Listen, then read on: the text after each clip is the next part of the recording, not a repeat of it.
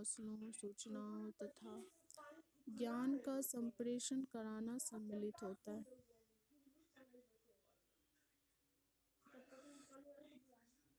अध्ययन तथा अनुदेशन का उद्देश्य विद्यार्थियों अथवा अध्येताओं को शिक्षित करने की दृष्टि से उनके अधिगम को प्रभावी बनाना होता है।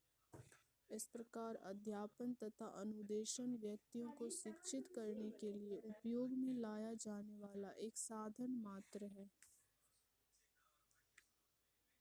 शिक्षण अधिगम प्रक्रिया।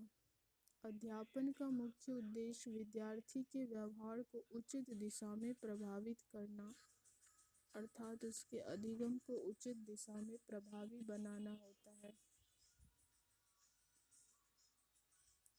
अधिगम को प्रभावी बनाने तथा व्यवहार को परिवर्तन करने की उचित दिशा क्या हो, इसका निर्णय विद्यालय और अध्यापक मिलकर शैक्षिक उद्देश्य निर्धारित करते समय करते हैं।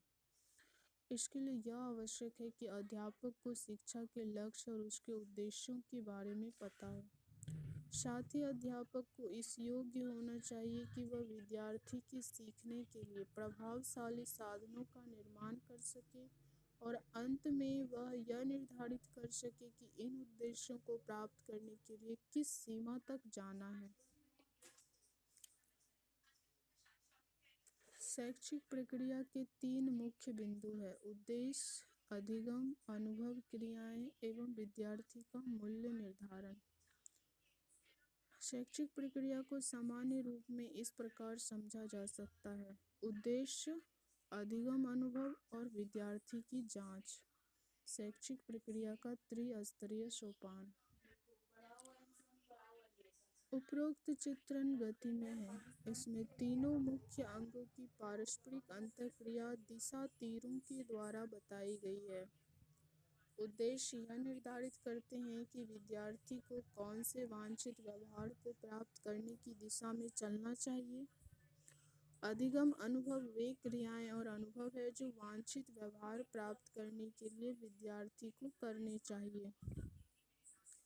अध्यापन अनुभव प्रदान करने में अध्यापक का योगदान महत्वपूर्ण होता है।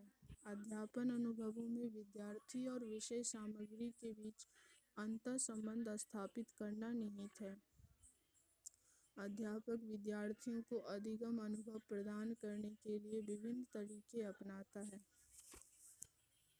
इन अनुभवों से विद्यार्थियों में व्यवहारगत परिवर्तन होते हैं, अतः अधिगम में विद्यार्थियों के व्यवहार में आया परिवर्तन शामिल है। विद्यार्थियों में उल्लेखनीय अधिगम होने के लिए यह आवश्यक है कि शिक्षण प्रभावी हो। विद्यार्थियों में विषय सामग्री के अधिक आदान प्रदान के लिए यह के अध्यापक को उचित विधियों और माध्यम को अपनाना चाहिए। इस प्रकार प्रभावशाली अध्यापन वही है जो उचित और सफल अधिगम अनुभवों की ओर ले जाए। अध्यापन के अतिरिक्त शैक्षिक अनुभव प्राप्त करने के लिए और भी साधन अपनाए जा सकते हैं, जैसे लाइब्रेरी, प्रयोगशाला, रेडियो, फिल्में, विज्ञान क्लब और भ्रमण जैसे या अन्य वास्तविक जीवन से संबंधित सीखने की परिस्थितियाँ। विद्यार्थी जांच का प्रयोजन यह जानना है कि उद्देश्य को किस सीमा तक प्राप्त कर लिया गया। शैक्षिक प्रक्रिया यह बताती है कि प्रत्येक शिक्षण बिंदु दूसरे के बाद कैसे जुड़ा है।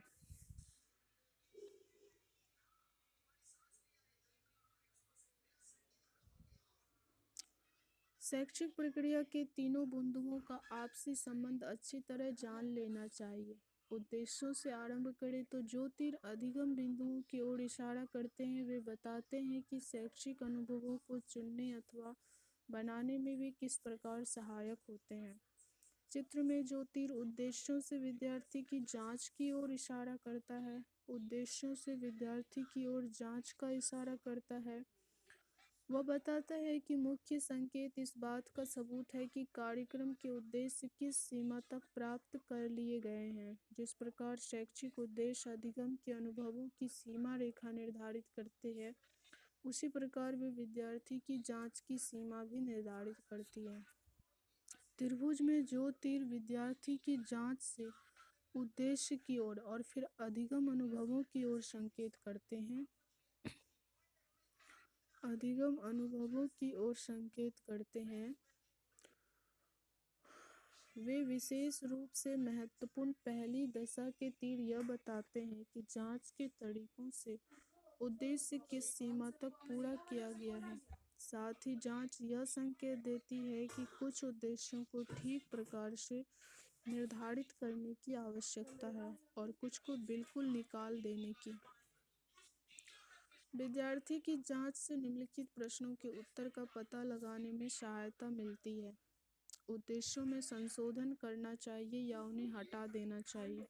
क्या ये उद्देश्य किसी वर्ग विशेष के लिए उपयुक्त है? क्या उद्देश्य की प्राप्ति के लिए आवश्यक संदर्भ प्राप्त हैं?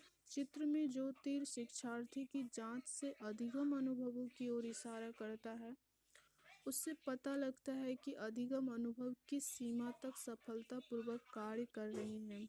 अतः इससे हमें शैक्षिक अनुभवों को सुधारने या बिल्कुल हटाने में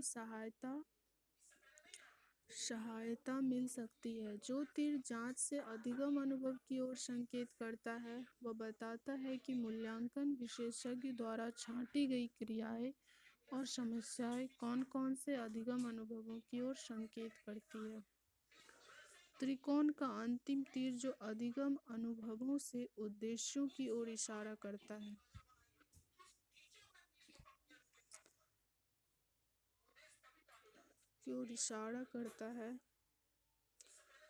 वो बताता है कि अधिगम अनुभवों के प्रभाव से शिक्षक, विद्यार्थी और शिक्षण सामग्री कैसे प्रभावित होते हैं और कैसे नए उद्देश्यों के लिए सुझाव मिलते हैं। तो ये थे शैक्षिक अधिगम प्रक्रिया, शिक्षण अधिगम प्रक्रिया, शिक्षा, स्कूलन, अधिगम, प्रशिक्षण, शिक्षा तथा अनुदेशन में अंतर। इसके बाद पढ़ेंगे दूसरे वीडियो में शिक्षण अधिगम प्रक्रिया के सिद्धांत।